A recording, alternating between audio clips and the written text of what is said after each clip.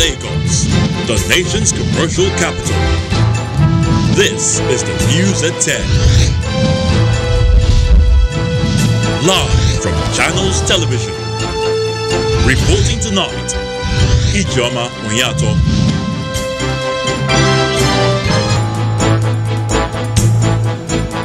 Hello and welcome.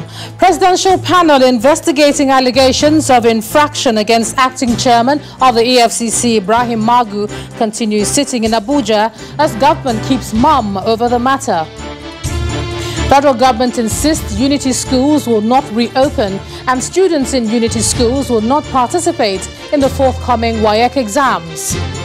Domestic flight operations resume in Lagos and Abuja with strict adherence to COVID-19 guidelines.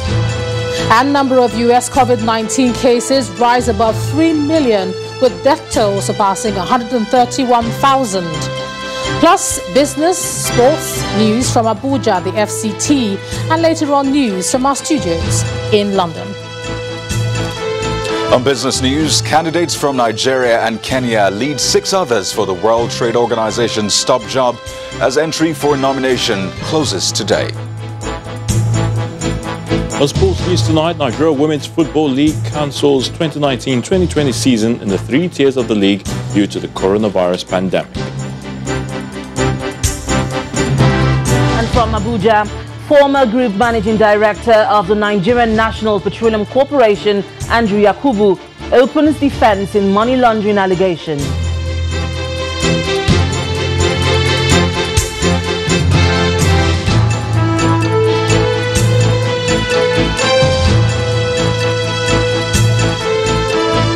It's day 3 after Nigerians woke up to the news of a presidential probe over allegations of corruption against no less a person than the acting chairman of the EFCC, Mr. Ibrahim Magu. On day 1, news of his arrest by the DSS rent the air, an allegation later denied by the DSS. On day 2, news making the rounds was about his suspension from office, and on day 3, news of the naming of his successor is all over the place. In the last 3 days, the media landscape has been awash with speculations about events surrounding the embattled EFCC boss. While Mr. Magu has been vilified by some, describing the development as long overdue, there are those who have come to his defense and argue that the events of the past few days are just the result of corruption fighting back. In all of these, there's been no official confirmation from the government about the arrest, suspension, and perhaps a replacement for Mr. Magu. What we can verify from all these, from the unsigned statement from the presidency, which we brought to you on our news on Tuesday, is that the presidency claims that Mr. Magu's trial is a demonstration that nobody is above the law under the Buhari administration.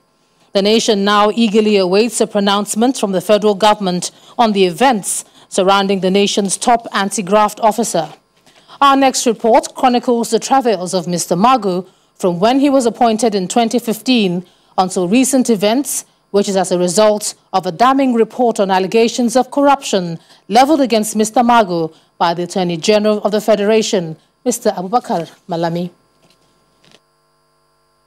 November 2015, after the sack of his predecessor, Assistant Commissioner of Police Mr. Ibrahim Magu was appointed as acting chairman of the Economic and Financial Crimes Commission to be at the vanguard against graft in President Buhari's bid to fight corruption. I'm pleased to inform you of the appointment of the following and to propose them for confirmation of the Senate as provided by the EFCC Act. 1. Magu Ibrahim Mustafa, ACP, Chairman. After months in acting capacity, twice the 8th Senate rejected President Buhari's request for Magu's confirmation, citing a damning DSS report which put Magu's integrity to question, allegations he denies. Based on security report available to the Senate cannot proceed and confirm the nomination of Ibrahim Magu Mustafa as the executive chairman of EFCC. Accordingly, the Senate hereby rejects the said nomination and has returned the said nomination to Mr. President for further action. July 2020, Magu is again in the eye of the storm after the Department of State Services invited him for questioning. And for 3 days, the EFCC boss faced a presidential panel over alleged infractions. It is believed that Mr. Ibrahim Magu has been suspended by the president based on recommendations by the panel in order to allow for unhindered investigation into allegations against him. The presidency had on Tuesday declared that the ongoing probe of the acting chairman of the Economic and Financial Crimes Commission, EFCC, Mr. Ibrahim Magu, is an affirmation that nobody under the present administration is above scrutiny and reinforces the Buhari-led administration's commitment to transparency and accountability, adding that the holder of such elevated office must be above suspicion. Meanwhile, the People's Democratic Party has called for the prosecution of the acting chairman of the Economic and Financial Crimes Commission, Mr. Ibrahim Magu, over corruption allegations leveled against him. The party describes the fight against corruption spearheaded by Mr. Magu as a scam which protects corrupt Nigerians and harasses political opponents of the All Progressives Congress to intimidate and extort money from innocent Nigerians.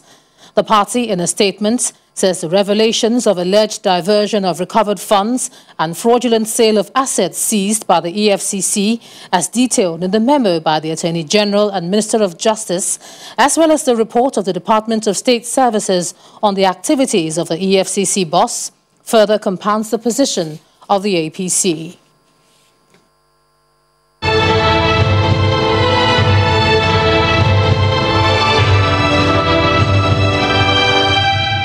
In what appears to be a change in policy, the federal government tonight reversed the decision of the Presidential Task Force on COVID-19 to reopen schools for students in graduating classes today. But here's what the PTF chairman, Mr. Boss Mustafa, said at the PTF briefing on Monday.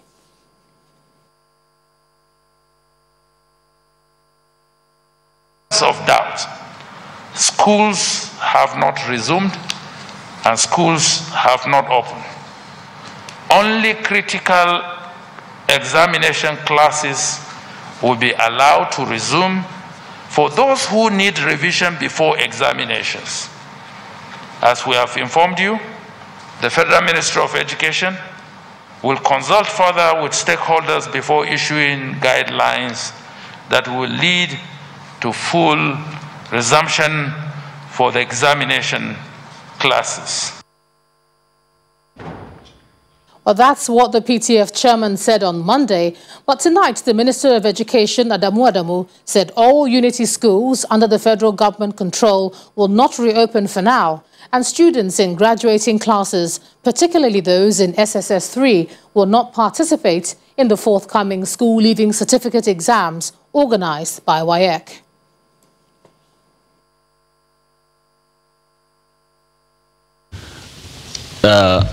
Schools under the supervision of the Federal Ministry of Education will not reopen on August 4th or any time soon. Our schools will only open when we believe it is safe for our children, and that is when the situation is right, not when incidence of the infection is going up in the nation. Yesterday, we called a meeting of stakeholders who will tell us their situation and what needs to be done in order for it to be safe. While the meeting was going on, WAEC announced that they are starting on the... So let's see who they are going to start with. And I will also like to, at this position, ask those states that have already announced, I appeal to them. I think it is not safe. I feel responsible for all children, not just the children who are in federal government controlled schools. Please, let's save our children from this. You can just take one scenario. One infected child going into a class. Because, you know, this social distancing is just some beautiful theory. When the cameras are there, everybody will be obeying it. When there is no camera, everybody will just be normal, especially children. One child is enough to infect everyone in the class.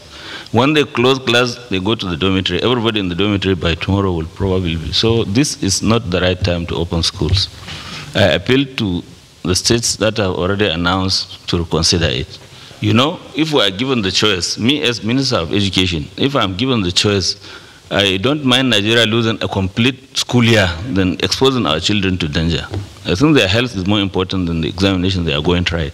And WAEC is a parasite of the Ministry of Education. They cannot determine for the government what it does. I think they should probably change their dates or will do without them. And while schools are to remain shut, flight operations between Lagos and Abuja resumed today as scheduled after more than 3 months of shutdown owing to the outbreak of COVID-19. Our correspondents monitored the resumption in Lagos and Abuja, where passenger numbers were said to be low, but with strict adherence to COVID-19 guidelines. Our aviation correspondent Bukola Jo Oketumbi reports. The ticketing hall at the Muritala Mohammed Airport 1 welcomes passengers wearing face masks, and the floor markings provide the needed distancing as part of the boarding protocols in the COVID-19 era as flights resume. Going through screening requires dropping personal items in this transparent bag.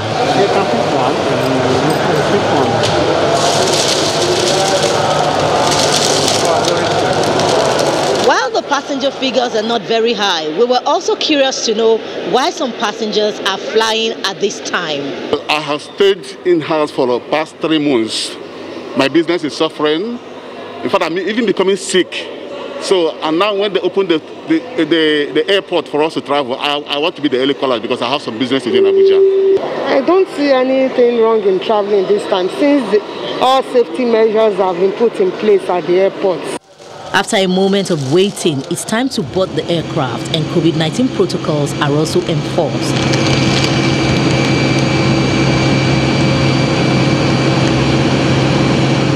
The aircraft we used this morning is a Boeing 737-800, a capacity of 148, and I can tell you that what we have on board this morning was above average. Soon the aircraft taxis for takeoff.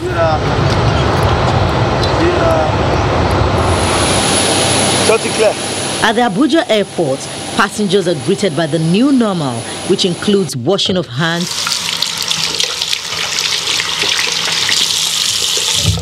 decontamination of luggage, and even the use of sniffer dogs for further checks on baggage. But what about adherence to the safety protocols? So far, so good. From what we've seen, there has been a significant level of compliance with the airlines. We've had feedbacks, reports, and pictures from both Lagos and Abuja airports, which are the 2 airports that have opened today. And it's been quite impressive. So far, so good. Arriving passengers also share their onboard experience. You really don't have a situation where passengers now have to, clog themselves up. No, there's a lot of distancing. There's a lot of distancing. At least I think we're not much in the plane. We're not much in the plane. Not we actually full. One per seat.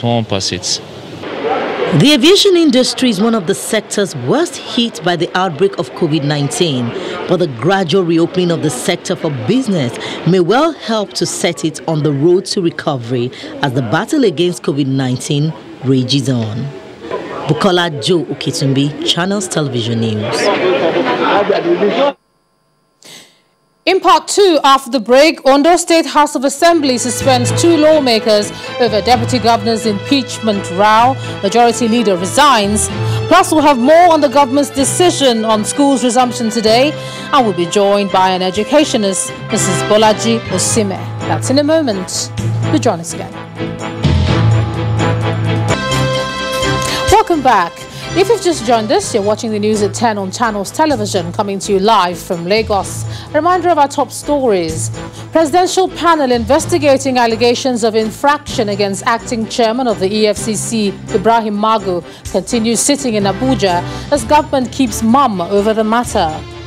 Federal government insists unity schools will not reopen and students in unity schools will not participate in the forthcoming WAEC exams. Domestic flight operations resume in Lagos and Abuja with strict adherence to COVID-19 guidelines. And number of US COVID-19 cases rise above 3 million, with death toll surpassing 131,000.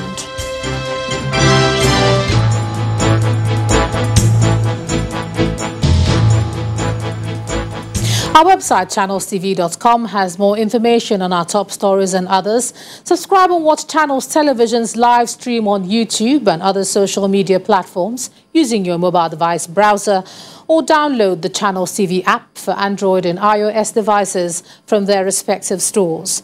You can also watch us via your smart TV platforms on Apple TV, Android, Fire TV and Roku as well.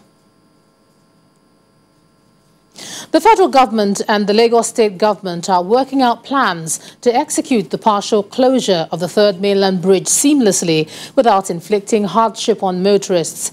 But the public's reaction to the news has been growing, with many dreading the traffic in the state, which is expected to increase during the construction period. They are also criticizing the timing of the work. Our correspondent Daredu reports. Living or commuting in Lagos requires one of many skills: surviving long hours on the road. For a state where major roads are always clogged, with commuters spending an average of 30 hours in traffic weekly, a repair work scheduled for 6 months on the busiest bridge in the country seemed like a nightmare in advance. But the approach of necessity over inconvenience is what the Federal Ministry of Works and Housing says it is adopting. The test was carried out in 2019. After the results has come out, we have analyzed it. We now want to replace it. So it's not as if we intentionally close all the bridges, but because we just have to work on it in order to prevent calamity. The timing of this planned work is questioned. The bridge was this free during months of lockdown. Some Nigerians say that was a perfect time for the project to have started. But the Minister of Works and Housing, Babatunde Fashola, doesn't seem to agree. First, you have to design. Before you design, you have to inspect, you have to survey, you have to do impact assessment, you have to compute compensation. So these are the challenges. And then moving construction materials. The government has rolled out traffic management plans, hoping that the partial closure will be executed seamlessly without compounding the hardship motorists go through every day. Various alternatives have been made available. Last month we'll be working with FRSD. They have mapped out the alternative. They will be on the road to ensure that we have a smooth journey. So those going from the island to the mainland in the morning have to use alternative routes to Eko Bridge, Captain Bridge, etc. But the options are already slim. The Third Mainland Bridge is the longest and the third of the bridges connecting Lagos Island to the mainland. As shown on the map, Third Mainland Bridge on the right, Cattle Bridge in the center, and Eko Bridge on the left.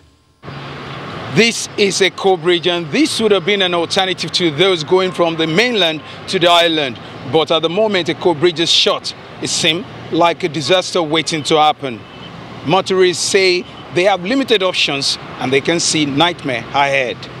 The traffic already, you can see everywhere now. But they're shutting down the terminal bridge. I don't know what's going to happen, but people are going to suffer. They should have locked one and fixed one before fixing the other. The Lagos state government says it has a record of about 60,000 trips made from the mainland to the island daily. Now with the limited carriageway for the period of 6 months, it appears traffic management officials and motorists are in for a longer ride than usual. Dari Idu, Channels Television News. Let's take another look at the federal government's decision on Unity Schools. I'm now being joined on the news at 10 by the Chief Executive Officer of Global International College, Mrs. Bolaji Osime. Thanks a lot for joining us on the news at 10. Now, let me start off by asking you what you think about what the minister said, talking about the risk of students losing a year. He'd rather risk that than them losing their lives to COVID-19. Is this a genuine concern for you as well? Oh, definitely. You know, basically, those of us in education are quite worried, you know, because yesterday I attended a stakeholders meeting and we were told then that the exams were going to go on. And today we now hear that they're not, you know, Unity schools cannot join. Unity schools are boarding schools. So it stands to reason that it will be difficult for them to come and take exams and stay in. And they're coming from different parts of the country. So I think it's such a big risk. And the responsibility of government is to protect its citizens, particularly the children. So I really empathize with the federal government. I know that it looks like it's a policy somersault, but basically nobody knows what to do even at this time, because these are very strange times. These are very interesting times. But paramount and most important is the safety of the children. And that's what we are looking at. I'm a member of APEN, and we have discussed this so many times that we have to ensure that the safety is important. There's so many logistics that WAEC has to, WAEC has to bring question papers. They have to have coordinators coming, and that means people are moving around. There's no social distancing in that. So that will definitely, have the consequences. And we know that when children go back to school, though we're told that they have great immunity, but when they go back home, and if anything happens to a teacher, most of the public schools are overcrowded. Most of the public schools also have teachers and principals that are over 50. So basically, one has to be very careful about, ensuring that the compliance, what the NCDC has said, what WHO has said, all the schools must comply before they go back. I think it's paramount and very important to put safety first. That's the most important thing. Put safety first, and then even if we lose a year, even if they were going to do WAEC, the universities are not open. So the universities are not open. So if they do the WAEC and they want to go through JAM, where are they going to go? It's very sad that they're going to lose a year. I have students in my school that are doing the WAEC. And what I will say is that there are alternatives. Parents can look at alternatives from the private sector point of view. The GCE exams will come up in November. The Cambridge exams will come up in November. But indeed, if they have to wait till next year, March, I think it's better for them to be alive and for us to take this precaution and make sure that the students are safe rather than rushing the exam. So I do sympathize with federal government. I sympathize with all the governments. And I do sympathize with school owners as well, because a lot of school owners really want to go back. We know what is costing us staying out of school. But all right, Mr. Sime, I know you've talked about the fact that safety is paramount, it's important. But what do you think is the safest option for schools to reopen? Talking about public and private now, what are those things that should be put in place? Because everybody says this is the new normal until we see the numbers go down. What will be the safest option, and how should it be organized? Well, definitely, we have to have everything. We have to have the sanitizers. They have to decontaminate the schools. They have to have nose masks. WHO and PTF had put some guidelines, and it's going to cost quite a bit of money. I know that even for government, because they have a lot of teachers and all of that, it's going to cost them quite a bit of money to put all this in place. And that's why it's a bit of a challenge, All protocols have to be in place to ensure temperature checks are taken, there's social distance, all of this body disinfectants. It's going to cost quite a bit of money, even for people in the private sector. We're all wondering where we're going to get this money from. We've been out of school for nearly 4 months.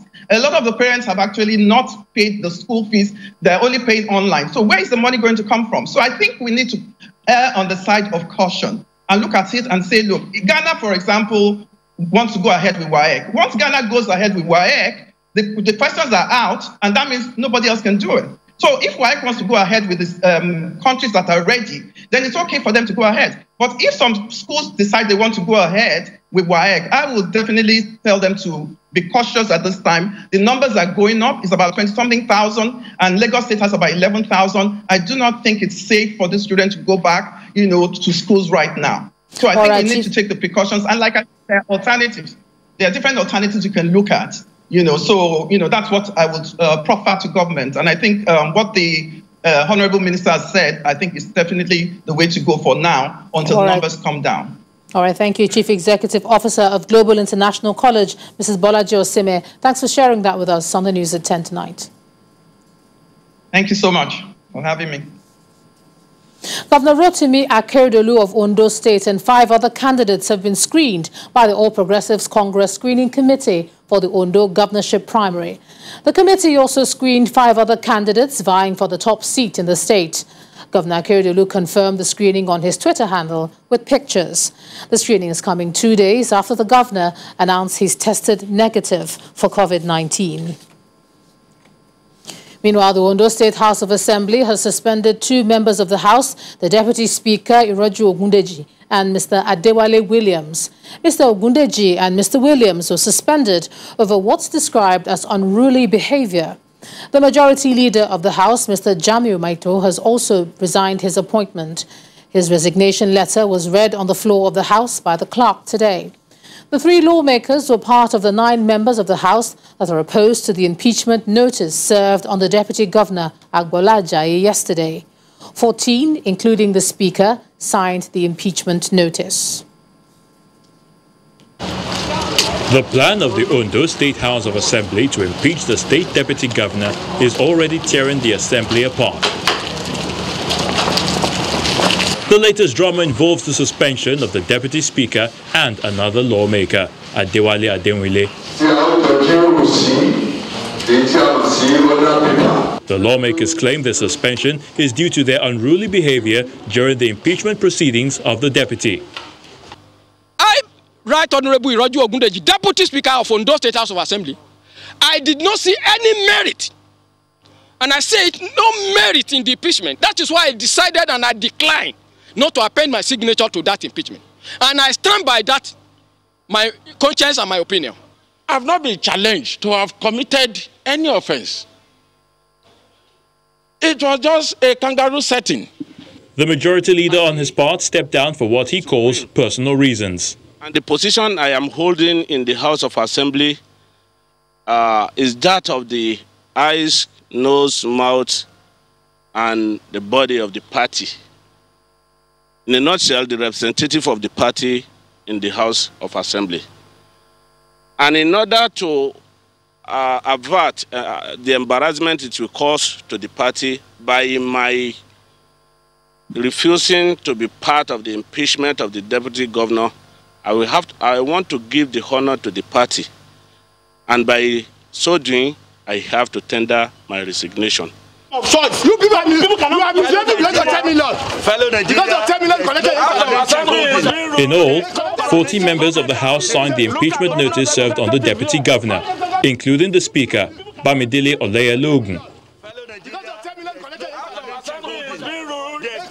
When the news at 10 returns, candidates from Nigeria and Kenya lead 6 others for the World Trade Organization's top job as entry closes today. That's on Business News.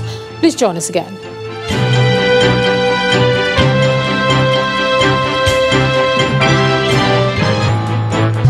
Welcome back to the news at 10. Let's cross over to Abuja now. And here's Linda Akigbe. Linda. Hello, Ijoma. Welcome to Abuja. The trial of a former group managing director of the Nnpc, Mr. Andrew Yakubu, today resumed at a federal high court sitting in Abuja, where he told the court that the money seized from him by the Economic and Financial Crimes Commission, EFCC, were gifts he received after he left public office.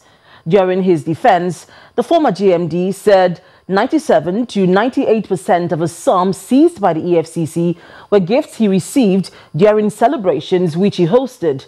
According to him, the monies were received in tranches of not more than $10,000 and not more than £5,000 respectively, and were mostly given to him when he had left office as a helmsman at the National Oil Corporation. On why he stashed them in a safe rather than through a financial institution, he said the monies were not expected and could not be deployed immediately to any enterprise just yet. The FCC had in 2017 charged Mr. Yakubu to court and arraigned him on a 6-count charge of money laundering. After the discovery of the sum of £9.7 million and £74,000 kept in a safe at his Kaduna residence. The anti-corruption body, among other allegations, also accused him of failing to disclose the monies to the EFCC in his asset liquidation form, a crime which contravenes Section 27(3) of the EFCC Act. The case has, however, been adjourned till July 22nd for cross-examination of Mr. Yakubu.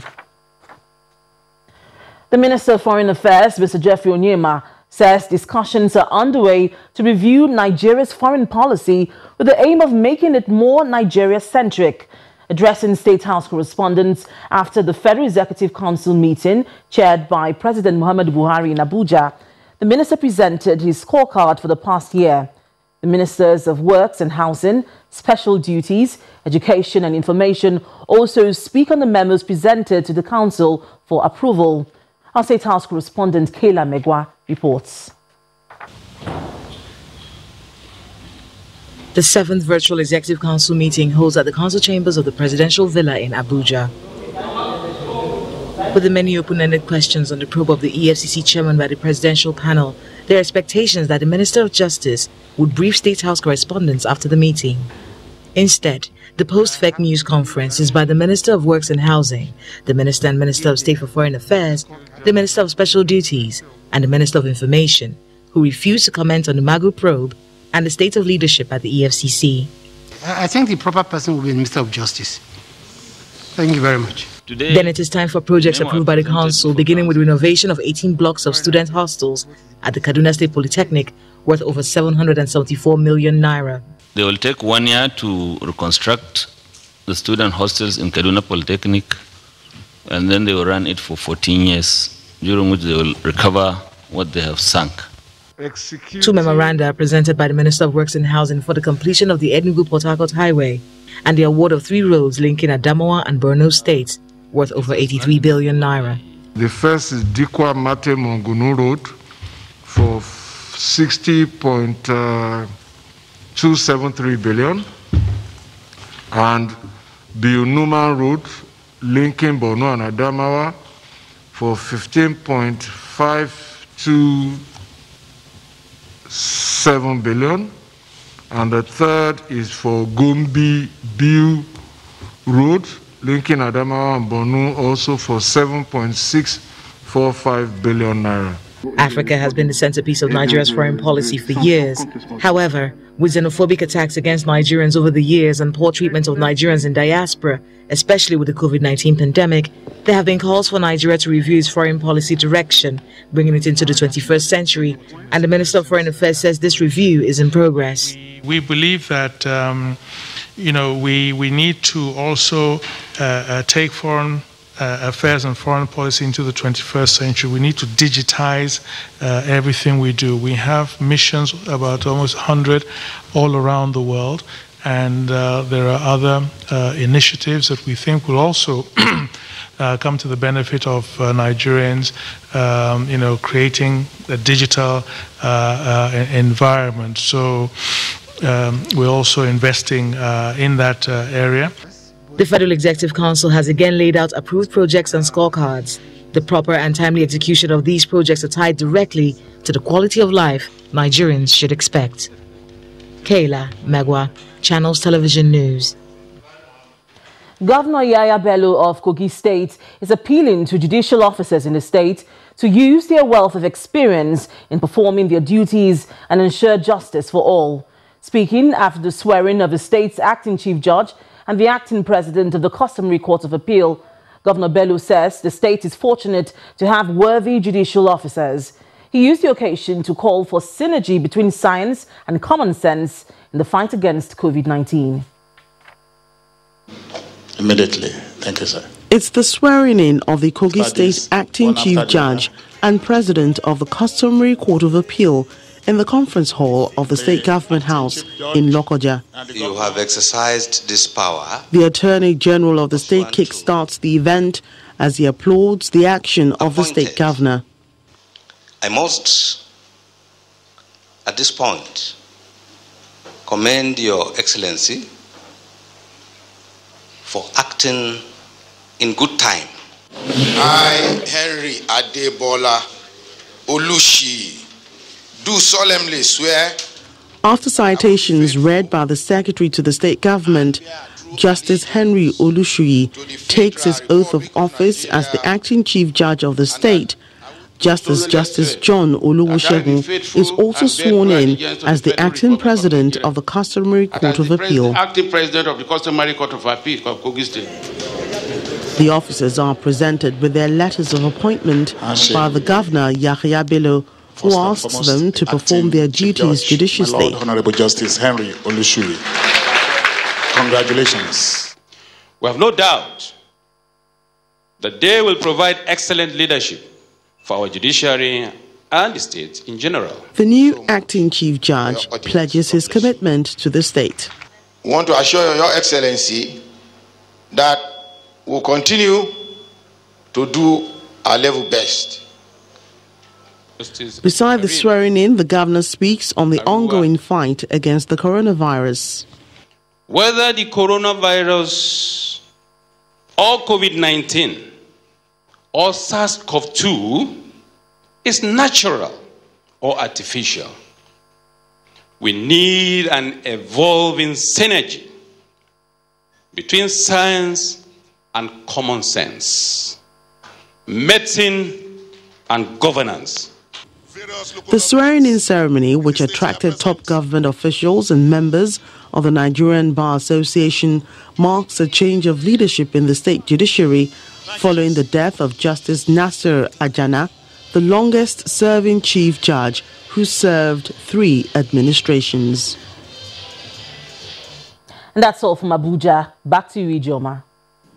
Thanks a lot, Linda. 7 casualties have been reported at an explosion which occurred at an oil facility, OML 40, at Betokun in Delta. The facility is operated by the Nigerian Petroleum Development Company on behalf of the NPDC Elcrest joint venture. In a statement by the Nnpc Group General Manager, Public Affairs Division, Dr. Kenny Obateru, the explosion occurred during the installation of a ladder platform for access during the discharging of Betokun production. He says the Department of Petroleum Resources has been duly notified and Form 41 has been prepared for the industry regulator. He also added that all personnel on board the platform have been fully accounted for. Let's take a look at some business news. Now here's Kayode Okikiolu.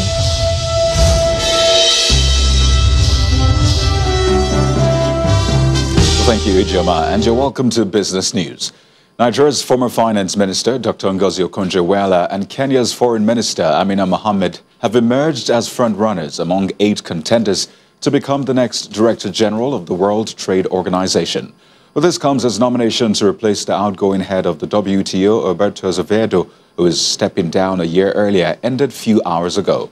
Their presence in the race has raised expectations that the 160-member country organization could choose its first female and first African Director General, as both have pledged to drive modernization of the bloc's rules.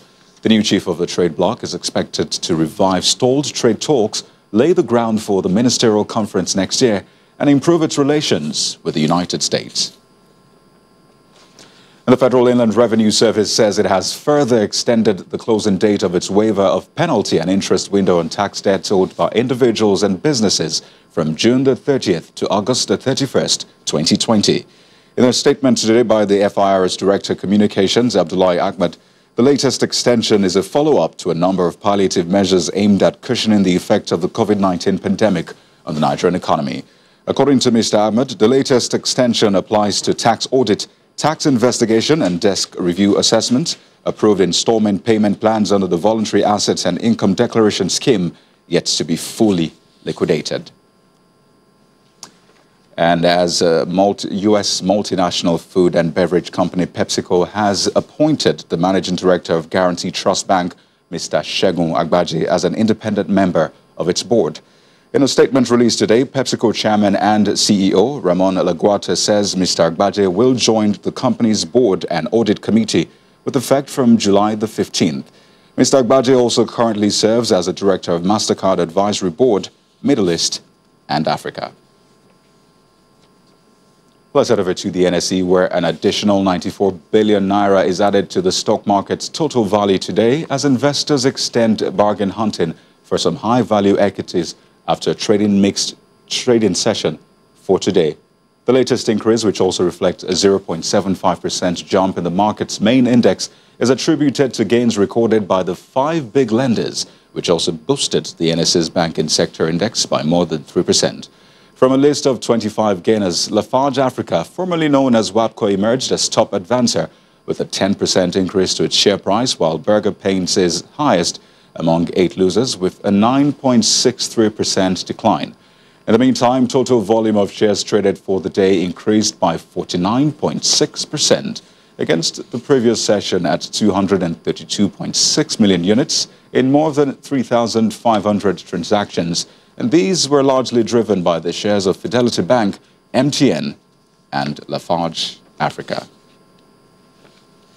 And on the foreign scene, the U.S. market closed over an hour ago, mostly in the green. And that was driven largely by gains from tech giant Apple and Microsoft, despite concerns over rising cases, of COVID-19. But let's find out how other major markets fared today.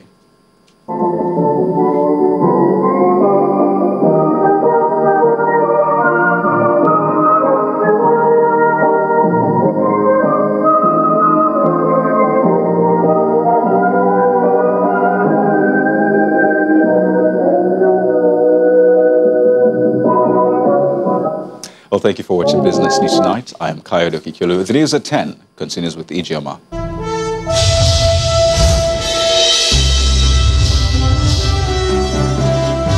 Thanks a lot, Kayode. Still ahead on the news at 10. Number of U.S. COVID-19 cases rise above 3 million, with death toll surpassing 131,000. Plus more stories from our London studio in Around the World in 5. Welcome back to the news at 10. The number of COVID-19 cases in the United States has risen beyond 3 million, with the death toll from the virus surpassing 131,000, and that's according to figures from the Johns Hopkins University. The figures were confirmed by the country's Vice President Mike Pence at a press conference in the White House. Mr. Pence has defended President Trump's handling of the pandemic, saying the latest wave of cases seem to be flattening out. Here's Simon Pusey with more international news in Around the World in 5. Good evening and welcome to the Channel Studios here in London with your international news around the world in 5. The United States has registered a record 60,000 new coronavirus cases, and plans to reopen several states have been paused or reversed.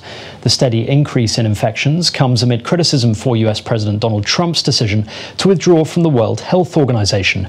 Joe Biden tweeted, "Americans are safer when America is engaged in strengthening global health.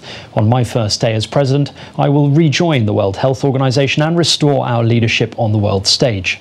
Meanwhile, prominent Brazilian politician Rodrigo Maia has vowed to get a coronavirus test after contact with President Jair Bolsonaro after it was announced he had tested positive for COVID-19.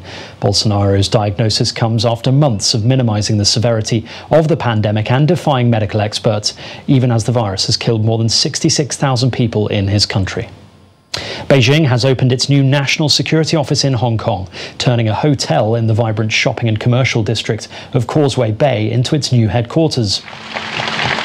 The office will oversee the Hong Kong government's enforcement of Beijing's national security legislation that will punish acts of secession, subversion, terrorism and collusions with foreign forces with up to life in prison.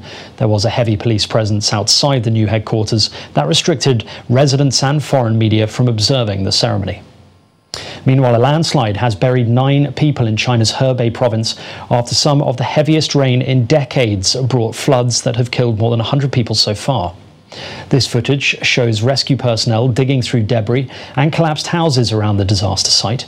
In the past week, rainfall in many regions has reached the highest levels for this time of year since 1961, with rainfall in some places 2 to 3 times higher than normal. That's according to the Chinese Meteorological Administration. Russia and China have cast vetoes to block the UN Security Council from extending its approval of aid deliveries to Syria from Turkey for a year. The more than 6-year-long operation is currently authorized until Friday, so another draft resolution could still be put forward. The remaining 13 members of the Council voted in favor of the draft resolution on Tuesday, with the UN warning that the lives of Syrian civilians depends on the cross-border access. Senegal's famed memorial slave island, Gori, has changed the name of its Europe Square, which will now be known as the Freedom and Human Dignity Square. The change comes in response to the global anti-racist movement, inspired by the death of George Floyd in the US. Lying off the Senegalese capital, Dakar, Gori Island was a transit point over several centuries for enslaved Africans being shipped to the Americas. UNESCO designated it a World Heritage Site in 1978. The British sprinter Bianca Williams has received an apology from London's police after she and her partner were pulled over in their car in a stop and search. Wait, he didn't do anything! Williams has said she believes officers racially profiled her and her partner, Ricardo dos Santos, a Portuguese international 400-metre runner, because they are black and were driving a Mercedes. Officers have visited Williams to apologise for the distress caused by the stop. The force has also launched a review on its handcuffing practices. My senior officer I didn't say this, but she said, I'm sorry to Ms. Williams for the distress it has clearly caused her. And I say that too. Dozens of people in the Serbian capital of Belgrade are in hospital today after police and protesters were injured in riots outside the National Assembly. The protests began peacefully and included students and families, angered by a decision to reimpose a weekend curfew because of the rise of coronavirus cases. Protesters broke into the assembly, prompting police to intervene. Clashes erupted and police fired tear gas to disperse the demonstrators. North Korea has marked the 26th anniversary of the country's founder, Kim Il-sung's death. This video shows North Korean people placing flowers and paying tributes to statues of Kim Il-sung and the leader Kim Jong-il in Pyongyang. Kim Il-sung led his country from its founding in 1948 through the 1950 to 1953 Korean War until he died in 1994, and his son Kim Jong-il took over. And finally, with their stadium empty due to coronavirus restrictions, the Japanese baseball team Fukuoka SoftBank Hawks have come up with an imaginative, if a little creepy, replacement of fans, dancing robots. Before their most recent game against Rakuten Eagles, over 20 robots danced to the team's fight song on a podium in the otherwise empty stand. The Nippon professional baseball season began 3 months late on June the 19th due to the virus pandemic, and currently no supporters are allowed to attend games. And that's your international news around the world in 5. Now back to the Channel studios in Lagos.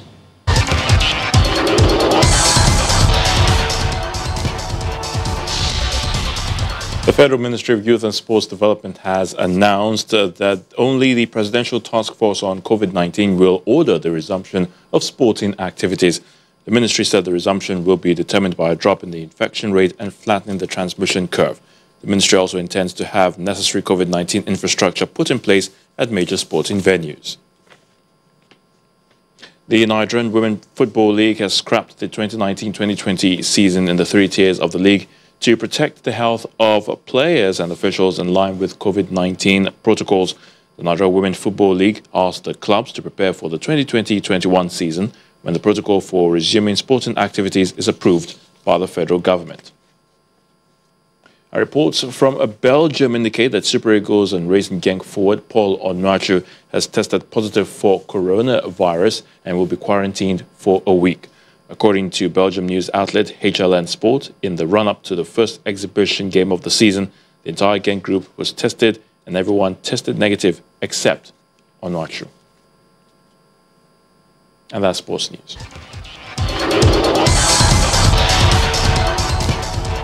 Thanks, Ayotunde. And the main news again.